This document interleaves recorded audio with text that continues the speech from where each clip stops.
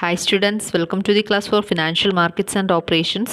നമ്മൾ പഠിച്ചുകൊണ്ടിരിക്കുന്നത് ഫിനാൻഷ്യൽ സിസ്റ്റത്തിൻ്റെ ഒരു കമ്പോണൻ്റ് ആയ ഫിനാൻഷ്യൽ മാർക്കറ്റിൻ്റെ ക്ലാസിഫിക്കേഷനാണ്. ക്യാപിറ്റൽ മാർക്കറ്റും മണി മാർക്കറ്റുമാണ് ഫിനാൻഷ്യൽ മാർക്കറ്റിൻ്റെ രണ്ട് ഇമ്പോർട്ടൻ്റ് ആയിട്ടുള്ള കമ്പോണൻസ് എന്ന് പറയുന്നത്.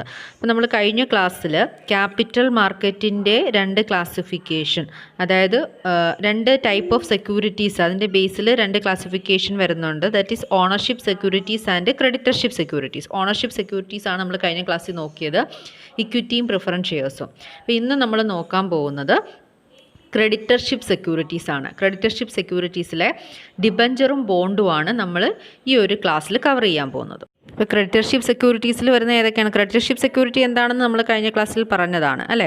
അതായത് കമ്പനി കടമായിട്ട്, അതായത് ക്രെഡിറ്റർഷിപ്പ് സെക്യൂരിറ്റീസ് വാങ്ങുന്ന ഇൻവെസ്റ്റേഴ്സ് എന്ന് പറയുന്നത് കമ്പനിയുടെ ക്രെഡിറ്റേഴ്സാണ്. അപ്പം ക്രെഡിറ്റർഷിപ്പ് വഴി കമ്പനി ഇഷ്യൂ ചെയ്യുന്ന സെക്യൂരിറ്റീസാണ് ഡിബഞ്ചറുകളും ബോണ്ടുകളും. ഓണർഷിപ്പ് സെക്യൂരിറ്റീസിൻ്റെ കണക്ക് ഈ ഇൻവെസ്റ്റേഴ്സിന് ഓണർഷിപ്പിൽ ഒരു തരത്തിലുള്ള റൈറ്റും ഉണ്ടാകില്ല.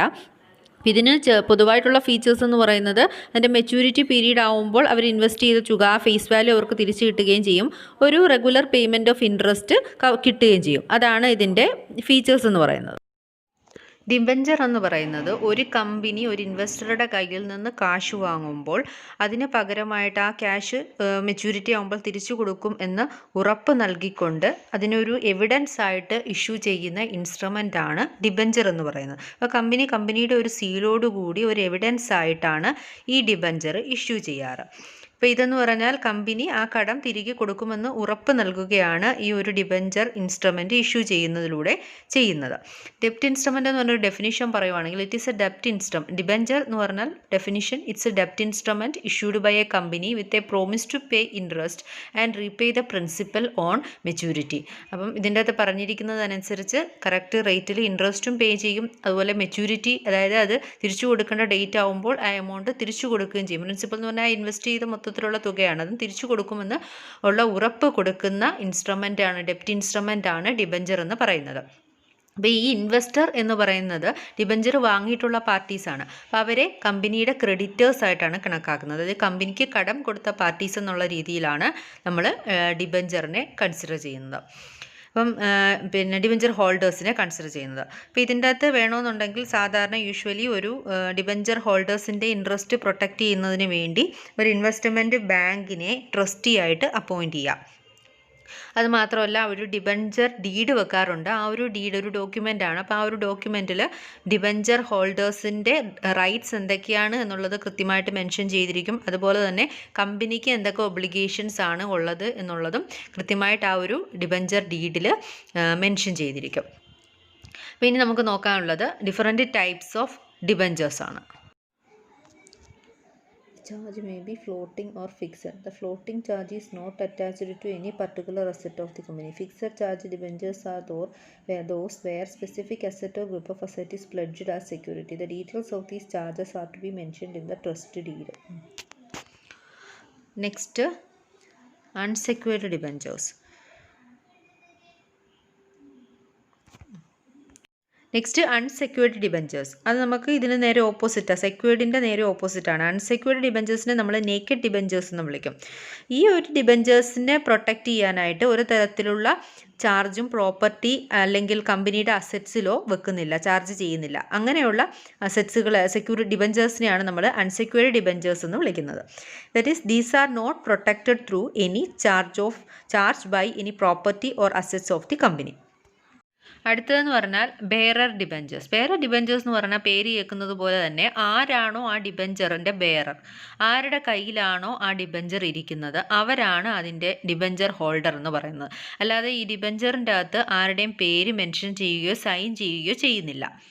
ആർക്ക് വേണമെന്നുണ്ടെങ്കിലും ഈസിലി ട്രാൻസ്ഫറബിൾ ആയിട്ടുള്ള ഡിബഞ്ചറാണ് ബെയറർ ഡിബഞ്ചർ എന്ന് പറയുന്നത്.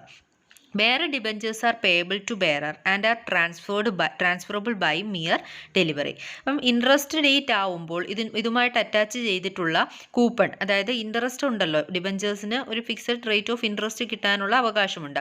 ആ ഇൻട്രസ്റ്റ് ഡേറ്റ് ആവുമ്പോൾ ആ ഇൻട്രസ്റ്റ് കൂപ്പൺ ബാങ്കിൽ കൊടുത്തു കഴിഞ്ഞാൽ, കളക്ഷൻ കൊടുത്തു കഴിഞ്ഞാൽ ആ എമൗണ്ട് നമുക്ക് എന്ത് ചെയ്യാൻ പറ്റും, ബാങ്കിൽ നിന്നും കളക്ട് ചെയ്യാൻ പറ്റും. അപ്പം ഇത് ഈസിലി ട്രാൻസ്ഫർ ചെയ്യാൻ പറ്റുന്ന നെഗോഷ്യബിൾ ആയിട്ടുള്ള ഒരു ഇൻസ്ട്രുമെൻ്റ് ആണ് ബെയറർ ഡിബഞ്ചേഴ്സ് എന്ന് പറയുന്നത്.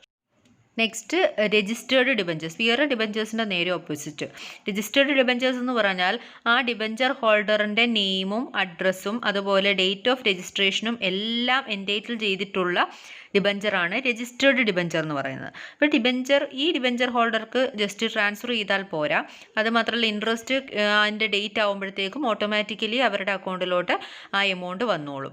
അപ്പം ഇതെന്ന് പറഞ്ഞാൽ വേറെ ഡിബഞ്ചറിൻ്റെ നേരെ ഓപ്പോസിറ്റാണ്. രജിസ്റ്റേർഡ് എന്ന് പറയുമ്പോൾ തന്നെ അറിയാമല്ലോ, അവരുടെ പേരിനൊക്കെ പ്രാധാന്യമുണ്ട്. അപ്പോൾ നെയിമും അഡ്രസ്സും എല്ലാം മെൻഷൻ ചെയ്തിട്ടുള്ള ഡിബഞ്ചറാണ് രജിസ്റ്റേർഡ് ഡിബഞ്ചർ എന്ന് പറയുന്നത്. In the case of registered debenture, the name and address of the holder and the date of registration are entered in a book kept by the company. The holder of such a debenture bond has nothing to do except to wait for interest payment, which is automatically sent to him on every payment date. Next type of debenture ആണ് redeemable debenture. Redeemable എന്ന് പറഞ്ഞാൽ എന്താണ്? Repayable. അതായത് ഇപ്പം debenture ഹോൾഡർക്ക് maturity ആവുന്നതിന് മുൻപ് തന്നെ cash വേണമെന്നുണ്ടെങ്കിൽ അത് എന്ത് ചെയ്യാൻ പറ്റും? വിഡ്രോ ചെയ്യാൻ റൈറ്റ് കൊടുക്കുന്ന ഡിബഞ്ചർ ആണ് റെഡീമബിൾ ഡിബഞ്ചർ എന്ന് പറയുന്നത്. അതായത് മെച്യൂരിറ്റിക്ക് മുമ്പ് തന്നെ കമ്പനിക്ക് എന്ത് ചെയ്യാം? ഇത് കോൾ ചെയ്യാം. അതായത് അതിനുള്ള റൈറ്റ് പ്രൊവൈഡ് ചെയ്യുന്ന ഡിബഞ്ചറാണ്. അപ്പം when the debenture are redeemable, the company has the right to call them before maturity. Such types of debentures are called redeemable debentures. Next എന്താണ്? Convertible debentures. കൺവേർട്ടിബിൾ എന്ന് പറഞ്ഞാൽ നമ്മൾ ഇക്വിറ്റി ഒക്കെ പറഞ്ഞപ്പോൾ, പ്രിഫറൻസ് ഒക്കെ പറഞ്ഞപ്പോൾ തന്നെ പറഞ്ഞതാണ്, എന്തായിട്ട് കൺവേർട്ട് ചെയ്യാൻ സാധിക്കും? ഡിബഞ്ചറിനെ ഒരു സ്പെസിഫിക് പീരീഡ് കഴിഞ്ഞ് നമുക്ക് എന്ത് ചെയ്യാൻ?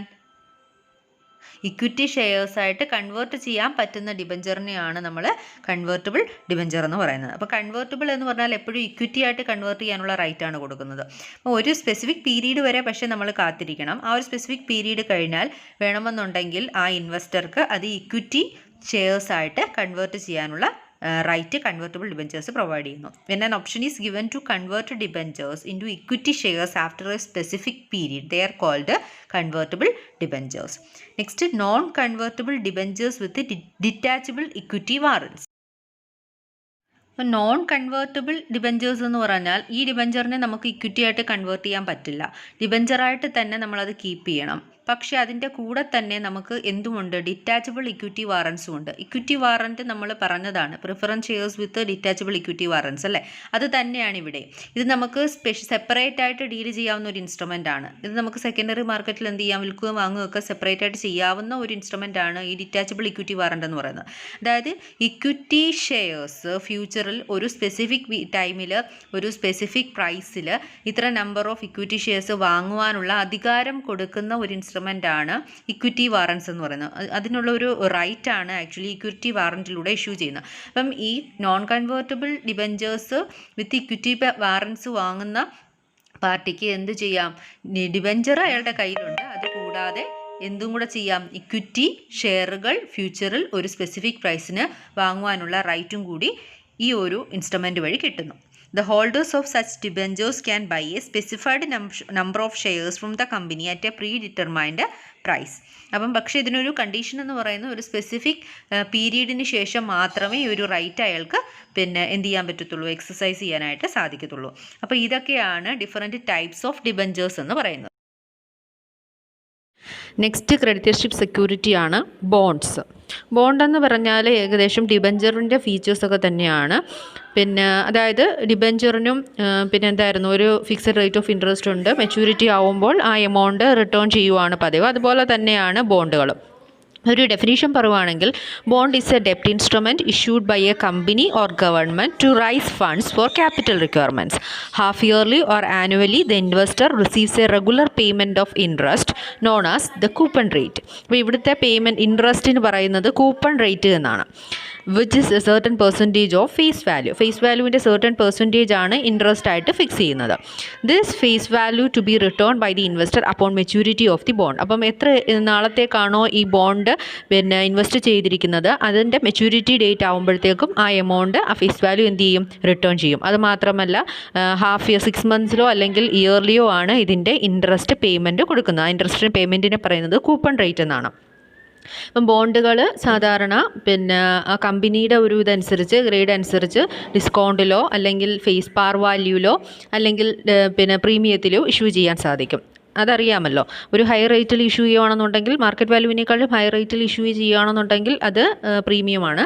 പിന്നെ മാർക്കറ്റ് വാല്യൂവിനേക്കാളും താഴ്ന്നാണ് വിൽക്കുന്നതെങ്കിൽ ഡിസ്കൗണ്ടിലാണ്. മാർക്കറ്റ് വാല്യൂവിലാണെങ്കിൽ കറക്റ്റ് പാർ വാല്യൂവിലാണ്. അപ്പം എങ്ങനെ വേണമെന്നുണ്ടെങ്കിലും ബോണ്ടുകൾ ഇഷ്യൂ ചെയ്യാം. പിന്നെ ബോണ്ടും ഡിബഞ്ചറും തമ്മിലൊരു ഡിഫറൻസ് പറയുവാണെങ്കിൽ ബോണ്ടും ഡിബഞ്ചറും രണ്ടും ക്രെഡിറ്റർഷിപ്പ് സെക്യൂരിറ്റീസ് തന്നെയാണ്. പിന്നെ ഇനിഷ്യലി അല്ലെങ്കിൽ ഇത് തുടങ്ങിയ കാലത്തൊക്കെ ഗവൺമെൻറ്റും സെമി ഗവൺമെൻറ് ബോഡീസുമായിരുന്നു ബോണ്ടുകൾ ഇഷ്യൂ ചെയ്തിരുന്നത്. പക്ഷേ ഇപ്പോൾ കോർപ്പറേറ്റ്സുകളും എന്ത് ചെയ്യുന്നുണ്ട്, ബോണ്ടുകൾ ഇഷ്യൂ ചെയ്യുന്നുണ്ട്. അപ്പോൾ പ്രധാനമായിട്ടും ഗവൺമെൻറ് ആയിരുന്നു ഈ ബോണ്ടുകൾ ഇഷ്യൂ ചെയ്യുന്നത് എന്നുള്ളതാണ് ഒരു ഡിഫറൻസ്. ഡിബഞ്ചർ എന്ന് പറഞ്ഞാൽ കമ്പനികളാണല്ലോ കൂടുതലും ഇഷ്യൂ ചെയ്യാറുള്ളത്. പിന്നെ അത് മാത്രമല്ല, ഇപ്പം കമ്പനികൾ ഇഷ്യൂ ചെയ്യുന്ന ബോണ്ടുകൾ എന്ന് പറഞ്ഞാൽ ഡിബഞ്ചറുമായിട്ട് കമ്പയർ ചെയ്യുമ്പോൾ ലോ റേറ്റ് ഓഫ് ഇൻട്രസ്റ്റ് ആണ് ഈ ബോണ്ടുകൾ ക്യാരി ചെയ്യുന്നത്. അപ്പോൾ അതാണ് ഒരു ഡിഫറൻസ് എന്ന് പറയുന്നത്. അപ്പോൾ ഇതിൻ്റെ അകത്ത് പ്രധാനമായിട്ടും ഇത് ഇഷ്യൂ ചെയ്യുന്നത് ഗവൺമെൻറ്, പബ്ലിക് സെക്ടർ യൂണിറ്റുകൾ, കോർപ്പറേറ്റ്സ് ഇവരൊക്കെയാണ്. അപ്പോൾ ഇതിൻ്റെ അകത്ത് ഇൻവെസ്റ്റ് ചെയ്യുന്ന പാർട്ടീസ് മെയിനായിട്ടും ബാങ്കുകൾ, mutual funds, insurance companies, provident fund, primary dealers, foreign institutional investors ഇവരൊക്കെയാണ് ബോണ്ട് മാർക്കറ്റിൽ പ്രധാനമായിട്ടും ബോണ്ടുകൾ വാങ്ങുന്നത്. അപ്പോൾ ഇത് ഡിബഞ്ചർ ആയാലും ബോണ്ടുകളായാലും സെക്കൻഡറി മാർക്കറ്റിൽ ഇതിൻ്റെ ട്രേഡുകൾ നടക്കാറുണ്ട്. നെക്സ്റ്റ് ടൈപ്സ് ഓഫ് ബോണ്ട്സ് ആണ്. അപ്പോൾ bond basically 2 types of bonds ആണ് ഉള്ളത്. അല്ലാതെ ഡിഫറെൻറ്റ് ടൈപ്സ് ഓഫ് ബോണ്ടുകളുണ്ട് അതിൻ്റെ ഫീച്ചേഴ്സിൻ്റെ ബേസിൽ. പ്രധാനമായിട്ടും ആരാണ് ഇഷ്യൂ ചെയ്യുന്നത് എന്നുള്ള ബേസിൽ ബോണ്ടുകൾ 2 ടൈപ്പാണുള്ളത്. First government bond, then corporate bonds. Government bond എന്ന് പറഞ്ഞാൽ ഇഷ്യൂ ചെയ്യുന്നത് ആരായിരിക്കും? ഗവൺമെൻറ് ആയിരിക്കും. ഗവൺമെൻറ്റിൻ്റെ ക്യാപിറ്റൽ റിക്വയർമെൻറ്റ്സ് മീറ്റ് ചെയ്യുന്നതിനോ ഡെവലപ്മെൻറ്റൽ പ്രോജക്ട്സുകൾക്ക് വേണ്ടിയോ ഗവൺമെൻറ്റിന് ഫിസ്ക്കൽ ഡെഫിസിറ്റ് വല്ലതുണ്ടെങ്കിൽ അത് മീറ്റ് ചെയ്യുന്നതിനോ ഗവൺമെൻറ് ഇഷ്യൂ ചെയ്യുന്ന ബോണ്ടുകളാണ് ഗവൺമെൻറ് ബോണ്ട് എന്ന് പറയുന്നത്. ദീസ് ആർ ഫിക്സഡ് ഇൻകം ഡെപ്റ്റ് instruments issued by government to finance their capital requirements or development projects. Next bond എന്ന് പറയുന്നത് കോർപ്പറേറ്റ് ബോണ്ട്സ് ആണ്. പേര് ഇൻഡിക്കേറ്റ് ചെയ്യുന്നത് പോലെ തന്നെ ഈ ബോണ്ടുകൾ ഇഷ്യൂ ചെയ്യുന്നത് കമ്പനീസാണ്. May be public or private company. Public കമ്പനിയോ പ്രൈവറ്റ് കമ്പനിയോ ഫണ്ട് റൈസ് ചെയ്യുന്നതിന് വേണ്ടി, അതായത് അവരുടെ വർക്കിംഗ് ക്യാപിറ്റൽ റിക്വയർമെൻറ്റ്സിന് വേണ്ടിയോ ക്യാപിറ്റൽ എക്സ്പെൻഡിച്ചർ മീറ്റ് ചെയ്യുന്നതിന് വേണ്ടിയോ പിന്നെ ബോണ്ടുകൾ ഇഷ്യൂ ചെയ്ത് അവർ ഫണ്ട് കളക്ട് ചെയ്യാറുണ്ട്. അപ്പോൾ അങ്ങനെ ഇഷ്യൂ ചെയ്യുന്ന ബോണ്ടുകളാണ് കോർപ്പറേറ്റ് ബോണ്ട്സ് എന്ന് പറയുന്നത്. ദീസ് ആർ ഡെബ്റ്റ് securities issued by public or private corporations that need to raise money for working capital or for capital expenditure needs.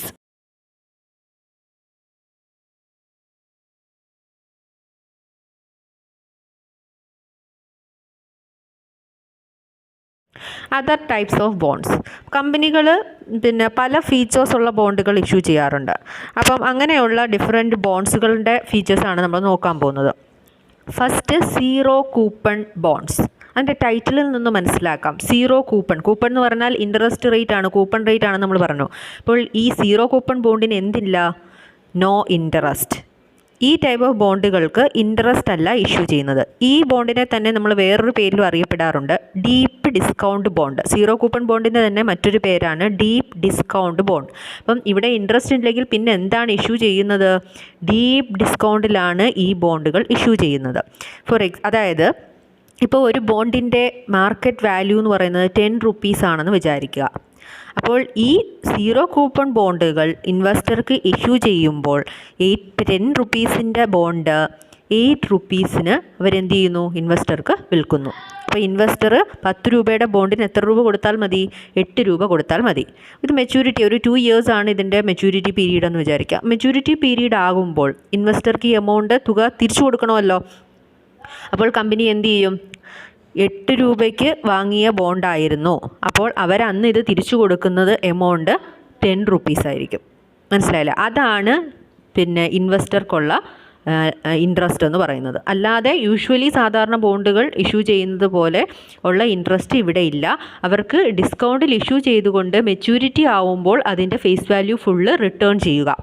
അപ്പോൾ ഇതിൻ്റെ ലാഭം എന്ന് പറയുന്നത് ഇത് തമ്മിലുള്ള ഡിഫറൻസ് ആണ്. ഡിസ്കൗണ്ട് പ്രൈസും ആ പിന്നെ ഫേസ് വാല്യൂവും തമ്മിലുള്ള ഡിഫറൻസ് ആണ് ഇവരുടെ ഇൻവെസ്റ്ററുടെ ലാഭം എന്ന് പറയുന്നത്. അപ്പോൾ zero coupon bonds are issued at a discount to their face value and at the time of maturity the principal or face value is repaid to the holders. No interest is paid to the holder. ഇവിടുത്തെ profit അല്ലെങ്കിൽ interest എന്ന് പറയുന്നത് difference between issue price, issue ചെയ്തത് എത്രയിലാണ്, discount പ്രൈസിലാണ്, that it's 8 rupees, and redeemable price, തിരിച്ച് ഇൻവെസ്റ്റർക്ക് maturity ആകുമ്പോൾ തിരിച്ചു കൊടുക്കുന്നത് എത്രയാണ്, 10 rupees, that is the redeemable price or face value itself acts as the interest to holders. അപ്പോൾ ഇവിടെ ഇൻട്രസ്റ്റ് ആയിട്ട് ഹോൾഡ് ചെയ്യുന്നത് ഇത് തമ്മിലുള്ള ഡിഫറൻസ് ആണ്, ഡിസ്കൗണ്ട് പ്രൈസും ഫേസ് വാല്യൂയും തമ്മിലുള്ള ഡിഫറൻസ് ആണ്. അപ്പം ഈ ടൈപ്പ് ബോണ്ടിനെ നമ്മൾ ഡീപ്പ് ഡിസ്കൗണ്ട് ബോണ്ട് എന്നും പറയും. അടുത്ത ടൈപ്പ് ഓഫ് ബോണ്ടാണ് മോർട്ട്ഗേജ് ബോണ്ട്. മോർട്ട്ഗേജ് ബോണ്ട് എന്ന് പറയുന്നത് നമ്മൾ സെക്യൂർഡ് ഡിബെഞ്ചർ എന്ന് പറഞ്ഞ പോലെയാണ്. ഇവിടെ നമ്മൾ പിന്നെ ഈ ബോണ്ടിനൊരു സെക്യൂരിറ്റി ആയിട്ട് കമ്പനി എന്തെങ്കിലും ഒരു ഫിസിക്കൽ അസറ്റ്, അതായത് ഇത് നോൺ പേയ്മെൻറ്റ് വന്നാൽ, കമ്പനിക്ക് ഇത് തിരിച്ചു കൊടുക്കാൻ കഴിയാതെ വന്നാൽ കമ്പനിയുടെ എന്തെങ്കിലും ഒരു ഫിസിക്കൽ അസറ്റ് ഒരു സെക്യൂരിറ്റി ആയിട്ട് വെക്കുന്ന ബോണ്ടാണ് മോർട്ട്ഗേജ് ബോണ്ട് എന്ന് പറയുന്നത്. This is the common type of bond issued by the corporates. Mortgage bonds are secured by physical assets of the corporation such as the building or equipment. കമ്പനിയുടെ ബിൽഡിങ്ങോ എക്യുപ്മെൻറ്റോ എന്തെങ്കിലും ഒരു ഫിസിക്കൽ അസറ്റ് സെക്യൂരിറ്റി ആയിട്ട് hold ചെയ്യുന്ന ബോണ്ടുകളാണ് mortgage bond. Next convertible bonds. ഇപ്പോൾ convertible എന്ന് പറഞ്ഞു കഴിഞ്ഞാൽ ഞാൻ ഓൾറെഡി പറഞ്ഞതാണ്, എന്തായിട്ട് കൺവേർട്ട് ചെയ്യാൻ പറ്റും, ഇക്വിറ്റി ഷെയർ ആയിട്ട് കൺവേർട്ട് ചെയ്യാൻ പറ്റുന്ന ബോണ്ടാണ് convertible bonds. This type of bond allows the bond holder to convert their bonds into shares of stock of issuing corporations. അപ്പം ഇവിടെ ഒരു കൺവേർഷൻ റേഷ്യോ ഉണ്ടായിരിക്കും, അതായത് എത്ര കൺവേർട്ടിബിൾ ബോണ്ടാണോ അവർ പിന്നെ വാങ്ങിയിട്ടുള്ളത് അതിൻ്റെ ബേസിലായിരിക്കും അത്രയും നമ്പർ ഓഫ് ഇക്വിറ്റി ഷെയർസ് ആയിരിക്കും എന്ത് ചെയ്യുക, അവിടെ അവർക്ക് ഫ്യൂച്ചറിൽ കൺവേർട്ട് ചെയ്യാനായിട്ട് സാധിക്കുക. അപ്പം and the conversion price are pre specified at the time of bond issue. അപ്പം ഈ ബോണ്ടിൻ്റെയും ഇക്വിറ്റി ഷെയറിൻ്റെയും പ്രൈസ് എന്ന് പറയുന്നത് ഡിഫറൻ്റ് ആണ്. അപ്പം അത് മുൻകൂട്ടി തന്നെ എന്ത് ചെയ്യും, ഇവരൊരു കൺവേർഷൻ ബോണ്ട് ഒരു ഡീഡ് ഫിക്സ് ചെയ്യും. അതിൻ്റെ അകത്ത് കൺവേർഷൻ പ്രൈസ്, അതായത് ബോണ്ടിനെ ഇക്വിറ്റി ആയിട്ട് കൺവേർട്ട് ചെയ്യുന്നതിനുള്ള പ്രൈസ് മുൻകൂട്ടി തന്നെ സ്പെസിഫൈ ചെയ്തിരിക്കും. അപ്പോൾ അവിടെ ഒരു കൺവേർഷൻ റേഷ്യോ ഉണ്ട്, എത്രമാത്രം ഇവർക്ക് ബോണ്ടുകൾ ഇക്വിറ്റി ഷെയർ ആയിട്ട് കൺവേർട്ട് ചെയ്യാൻ സാധിക്കും എന്നുള്ളത് മുൻകൂട്ടി മെൻഷൻ ചെയ്തിരിക്കും. അപ്പോൾ കൺവേർട്ടിബിൾ ബോണ്ട്സ് എന്താണെന്ന് പറഞ്ഞല്ലോ, എന്താണ്, these bonds can be converted into equity shares. That is number of equity shares in lieu of convertible on the basis of conversion ratio. That is the number of equity shares in lieu of convertible bond. ഒരു convertible bond ഉണ്ടെങ്കിൽ എത്ര equity share convert ചെയ്യാം എന്നുള്ളതിന് ഒരു conversion ratio fix ചെയ്തിരിക്കും. അപ്പോൾ അതിനെയാണ് നമ്മൾ കൺവേർട്ടിബിൾ ബോണ്ട് എന്ന് പറയുന്നത്. Next step up bonds. Step up എന്ന് പറഞ്ഞാൽ എന്താണ്, ഒരു പടി ഉയരുക എന്നുള്ളതാണ് അല്ലേ. അപ്പോൾ ഇവിടെ അത് തന്നെയാണ്, അതായത് ഈ ബോണ്ടുകൾ ഇഷ്യൂ ചെയ്യുമ്പോൾ ബോണ്ടിന് അവർ വെച്ചിരിക്കുന്ന കൂപ്പൺ റേറ്റ് ഒരു ലോ റേറ്റ് ഓഫ് ഇൻട്രസ്റ്റ് ആയിരിക്കും. പക്ഷേ പിന്നീട് എന്ത് ചെയ്തുകൊള്ളും, ആ കൂപ്പൺ റേറ്റ് സ്റ്റെപ്പ് അപ്പ് ചെയ്തോളും, കൂപ്പൺ റേറ്റ് ഇൻട്രസ്റ്റ് കൂടിക്കോളും. അങ്ങനെ ഫ്യൂച്ചറിൽ ഇൻട്രസ്റ്റ് ഇനിഷ്യലി കുറവായിരിക്കും, ഫ്യൂച്ചറിൽ ഇൻട്രസ്റ്റ് കൂടി വരുന്ന ബോണ്ടുകളെയാണ് നമ്മൾ സ്റ്റെപ്പ് അപ്പ് ബോണ്ട് എന്ന് പറയുന്നത്. A bond that pays a lower coupon rate for an initial period which then increases to a higher coupon rate, that is called step up bonds. Next callable and non callable bonds. ഇത് നമ്മൾ ഡിബെഞ്ചറിൻ്റെ കേസിലും പറഞ്ഞതാണ് അല്ലേ. Callable എന്ന് പറഞ്ഞാൽ എന്താണ്, നമുക്ക് ഒരു സാധാരണ ഡിബെഞ്ചർ ബോണ്ടുകൾ ഇഷ്യൂ ചെയ്യുമ്പോൾ അതിനൊരു മെച്യൂരിറ്റി പീരീഡ് ഉണ്ടായിരിക്കും. അതിന് മുൻപേ തന്നെ നമുക്ക് എന്ത് ചെയ്യാൻ വേണമെന്നുണ്ടെങ്കിൽ ക്യാഷ് വിഡ്രോ ചെയ്യാം. അങ്ങനെ ഒരു ഓപ്ഷൻ പ്രൊവൈഡ് ചെയ്യുന്ന ബോണ്ടാണ് കോളബിൾ ബോണ്ട് എന്ന് പറയുന്നത്. നോൺ കോളബിൾ എന്ന് പറഞ്ഞാൽ എന്ത് ചെയ്യാൻ പറ്റില്ല, മെച്യൂരിറ്റി ആവാതെ ഒരിക്കലും ആ എമൗണ്ട് വിഡ്രോ ചെയ്യാൻ സാധിക്കില്ല. അങ്ങനെയുള്ള ബോണ്ടുകളെയാണ് നോൺ കോളബിൾ ബോണ്ട് എന്ന് പറയുന്നത്. If a bond can be called or redeemed prior to maturity, the bond is said to be callable. If a bond cannot be called prior to maturity, it is said to be non-callable. Next, option bonds. Option bond എന്ന് പറഞ്ഞാൽ ആ പേര് indicate ചെയ്യുന്നത് പോലെ bond ഹോൾഡർക്ക് ഒരു option provide ചെയ്യുന്നു. എന്തിനുള്ള ഓപ്ഷനാണ്, ബോണ്ട് ഹോൾഡർക്ക് ഒന്നുകിൽ ക്യുമുലേറ്റീവ് ബോണ്ട് ഹോൾഡ് ചെയ്യാം അല്ലെങ്കിൽ നോൺ ക്യുമുലേറ്റീവ് ബോണ്ട്. അതായത് ക്യുമുലേറ്റീവ് നമ്മൾ ഓൾറെഡി പറഞ്ഞതാണ്, ക്യുമുലേറ്റീവ് എന്ന് പറയുന്ന ടേം. അതായത് ഇൻട്രസ്റ്റ് കൊടുത്തില്ല എന്നുണ്ടെങ്കിൽ അത് അക്യുമുലേറ്റ് ചെയ്ത് മെച്യൂരിറ്റി ആകുമ്പോഴത്തേക്കും ആ ഫുൾ എമൗണ്ടും കൂടി എന്ത് ചെയ്യാൻ പറ്റും, കളക്ട് ചെയ്യാനായിട്ട് സാധിക്കും. അതായത് ഇൻട്രസ്റ്റ് ഒരു ഫിക്സഡ് എമൗണ്ട് ഓഫ് ഇൻട്രസ്റ്റ് ഇപ്പം ഒരു 100 ആണ് അതിൻ്റെ ഇൻട്രസ്റ്റ് എങ്കിൽ അത് ഒരു മന്ത് ഒരു പീരീഡിൽ കൊടുത്തിട്ടില്ല, നെക്സ്റ്റ് പീരീഡിൽ 2 മാസത്തെയും കൂടി ചേർന്ന് 200 ആയി, നെക്സ്റ്റ് പീരീഡിൽ 300 ആയി, അങ്ങനെ അക്യുമുലേറ്റ് ചെയ്ത് മെച്യൂരിറ്റി ആകുമ്പോഴത്തേക്കും ഫുൾ എമൗണ്ട് എന്ത് ചെയ്യാൻ പറ്റും, ഒരു വലിയ തുകയായിട്ട് ഇൻട്രസ്റ്റ് എമൗണ്ട് വാങ്ങാനായിട്ട് സാധിക്കും. അപ്പോൾ അത് പിന്നെ ബോണ്ട് ഹോൾഡർക്ക് തീരുമാനിക്കാം. ഓപ്ഷനാണ്, അയാൾക്ക് ചൂസ് ചെയ്യാം. ക്യുമുലേറ്റീവ് ബോണ്ടാണെങ്കിൽ അയാൾക്ക് മെച്യൂരിറ്റിയുടെ കൂടെ ഇൻട്രസ്റ്റ് ഒരുമിച്ച് കളക്ട് ചെയ്യാം. അല്ലെങ്കിൽ അയാൾക്ക് എന്ത് ചൂസ് ചെയ്യാം? നോൺ ക്യുമുലേറ്റീവ് ബോണ്ട് ചൂസ് ചെയ്യാം. അതായത് അയാൾക്ക് പീരിയോഡിക്കലി ഇൻട്രസ്റ്റ് കിട്ടണമെന്നാണ് ആഗ്രഹം എന്നുണ്ടെങ്കിൽ നോൺ ക്യുമുലേറ്റീവ് ബോണ്ട് ചൂസ് ചെയ്യാം. അപ്പം അയാൾക്ക് പീരിയോഡിക്കലി എന്ത് ചെയ്തുകൊണ്ടിരിക്കാം? ഇൻട്രസ്റ്റ് വാങ്ങിക്കൊണ്ടിരിക്കാം. അപ്പോൾ അങ്ങനെ ഓപ്ഷൻ പ്രൊവൈഡ് ചെയ്യുന്ന ബോണ്ടാണ് ഓപ്ഷൻ ബോണ്ട് എന്ന് പറയുന്നത്. In this type the investor have the option to choose between cumulative or non cumulative bonds. In the case of cumulative bonds, interest is accumulated and is payable on maturity only. In non-cumulative type, interest is paid periodically. Bond with warrants, അത് നമ്മൾ warrant എന്താണെന്നുള്ളത് നമ്മൾ already 2-3 ഇൻസ്ട്രുമെൻറ്റുകൾക്ക് ഇത് പറഞ്ഞതാണ് അല്ലേ. Warrant എന്ന് പറഞ്ഞാൽ എന്താണ്? പിന്നെ നമുക്ക് ഫ്യൂച്ചറിൽ ഇക്വിറ്റി ഷെയറുകൾ വാങ്ങുവാനുള്ള റൈറ്റ് ആണ് ഈ വാറൻറ്റ് എന്ന് പറയുന്നത്. അപ്പം ബോണ്ടിൻ്റെ കൂടെ പിന്നെ വാറൻറ്റ് ഇഷ്യൂ ചെയ്യുക എന്ന് പറഞ്ഞാൽ അവർക്ക് ഫ്യൂച്ചറിൽ എന്ത് ചെയ്യാം? കുറച്ച് നമ്പർ ഓഫ് ഇക്വിറ്റി ഷെയർ മുൻകൂട്ടി തീരുമാനിച്ച ഒരു പ്രൈസിൽ മുൻകൂട്ടി തീരുമാനിച്ച ഒരു സമയത്ത് വാങ്ങുവാനുള്ള റൈറ്റ് കൊടുക്കുന്നു. That is, a warrant allows the holder to buy a number of equity shares at a pre-specified price in future. Bonds are issued with warrants to make it more attractive. അപ്പോൾ ബോണ്ടുകളുടെ കൂടെ ഇങ്ങനെ equity share വാങ്ങാനുള്ള റൈറ്റും കൂടെ കൊടുക്കുമ്പോൾ ആ ബോണ്ടിൻ്റെ ആ ഒരു ഫീച്ചർ കൊണ്ട് കൂടുതൽ അട്രാക്റ്റീവായിട്ട് തീരുന്നു. കൂടുതൽ ഇൻവെസ്റ്റർ അത് വാങ്ങാനായിട്ട് തയ്യാറാകുന്നു. Next, floating rate bonds. Floating rate bonds are bonds wherein the interest rate is not fixed and is linked to the benchmark rate. അപ്പോൾ ഇവിടെ സാധാരണ ബോണ്ടുകൾക്ക് ആ ബോണ്ടിൻ്റെ ഒരു certain percentage ആണ് ഇൻട്രസ്റ്റ് ആയിട്ട് ഫിക്സ് ചെയ്യുക. പക്ഷേ ഫ്ലോട്ടിംഗ് റേറ്റ് ബോണ്ടുകൾക്ക് അങ്ങനെ ഒരു ഫിക്സ്ഡ് റേറ്റ് ഓഫ് ഇൻട്രസ്റ്റ് ഇല്ല. ഒരു സ്റ്റാൻഡേർഡ് മാർക്കറ്റിൽ അതിൻ്റെ അപ്പോഴത്തെ അവസ്ഥ എന്താണോ അതിൻ്റെ ബേസിൽ ഒരു ഇൻട്രസ്റ്റ് റേറ്റ് അങ്ങ് ചാർജ് ചെയ്യുകയാണ്. ഒരു ബെഞ്ച് മാർക്ക്, ഒരു സ്റ്റാൻഡേർഡ് റേറ്റ് അങ്ങ് ഫിക്സ് ചെയ്യുകയാണ് ചെയ്യുന്നത്. മുൻകൂട്ടി ഒരു റേറ്റ് ഫിക്സ് ചെയ്യുന്നില്ല. അപ്പോൾ ഇത് എന്ത് ചെയ്തുകൊണ്ടിരിക്കും? ഫ്ലക്ച്വേറ്റ് ചെയ്തുകൊണ്ടിരിക്കും, ചേഞ്ച് ചെയ്തുകൊണ്ടിരിക്കും. അങ്ങനെ ഇൻട്രസ്റ്റ് റേറ്റിൽ ചേഞ്ച് ഉണ്ടാകുന്ന തരത്തിലുള്ള ബോണ്ടുകളാണ് ഫ്ലോട്ടിംഗ് റേറ്റ് ബോണ്ട്സ് എന്ന് പറയുന്നത്. ഓക്കെ, അപ്പോൾ ഇത്രയുമാണ് ഡിഫറെൻറ്റ് ടൈപ്സ് ഓഫ് ബോണ്ട്സ്. അപ്പോൾ ഇതിൻ്റെ അകത്ത് നമുക്ക് പലതും 2 മാർക്സിനൊക്കെ ചോദിക്കാൻ വളരെ ഇമ്പോർട്ടൻ്റ് ആണ്.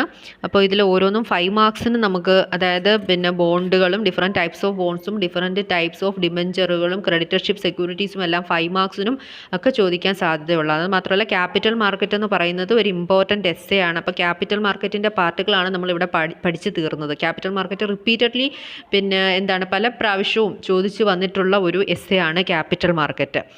അപ്പോൾ ക്യാപിറ്റൽ മാർക്കറ്റിൻ്റെ ഓണർഷിപ്പ് സെക്യൂരിറ്റീസും ക്രെഡിറ്റർഷിപ്പ് സെക്യൂരിറ്റീസും പ്രൈമറി മാർക്കറ്റും സെക്കൻഡറി മാർക്കറ്റും ഒക്കെ നമ്മൾ നോക്കിക്കഴിഞ്ഞു. അപ്പോൾ ഇത്രയും കൺക്ലൂഡ് ചെയ്ത് ക്യാപിറ്റൽ മാർക്കറ്റിൻ്റെ ഒരു എസ്സേ, പിന്നെ അതുപോലെ ഫിനാൻഷ്യൽ സിസ്റ്റത്തിൽ ഒരു കമ്പോണൻ്റാണ് ഫിനാൻഷ്യൽ മാർക്കറ്റ്, അതും ഒരു സെപ്പറേറ്റ് എസ്സേ ആണ്. ഇതിപ്പോൾ ഇതെല്ലാം ഈ കോൺസെപ്റ്റുകളും എല്ലാം മനസ്സിലാക്കി നിങ്ങൾ പിന്നെ നോട്ട് തയ്യാറാക്കണം. അപ്പോൾ ക്യാപിറ്റൽ മാർക്കറ്റിൻ്റെ എസ്സേ ഒക്കെ നോട്ട് ചെയ്ത് വെച്ചിരിക്കുക.